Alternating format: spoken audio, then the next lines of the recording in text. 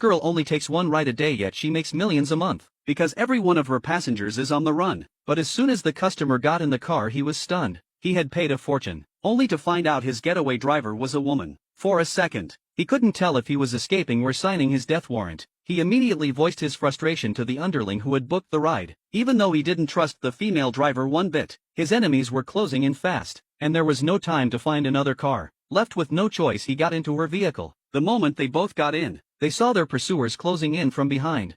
네 성공 원하면 각오해라. 벨트 하세요. 했다 벨트. 뭐야?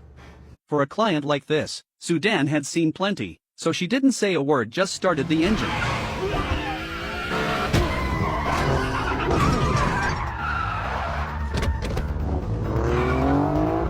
Honestly, people really should listen to advice. First thing after getting in a car is buckle up. After Sudan showed off her driving skills, the passenger in the back finally felt at ease. But just as they thought the danger had passed, a few more chase cars appeared behind them. The pursuers kept shouting threats demanding that Sudan stop, but she stayed completely calm, even took a sip of coffee like it was nothing. After all, there wasn't a single person in Korea who could outdrive her. She then pulled off a slick U-turn and darted into a narrow alley.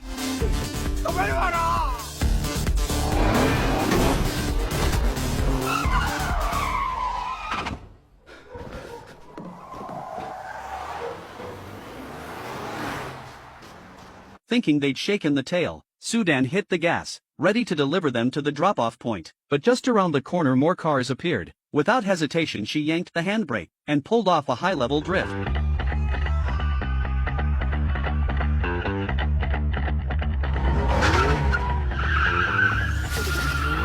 She passed the oncoming car with only 0.01 inches to spare. Anyone who saw that move would give her a standing ovation. Seeing the enemy refuse to back off, Sudan lured them deeper into the alley. As the pursuers charged in after her, Sudan's car suddenly vanished. While the enemies got out to search on foot, Sudan quietly coasted backward in neutral from behind them. But just as she reached the alley entrance, more cars appeared from the left. In a flash she shifted gears, cranked the wheel and swerved in the other direction. The chase cars followed immediately. As the gap between them closed, Sudan made a quick decision. She slammed the gas and launched the car over a jump at 800 RPM.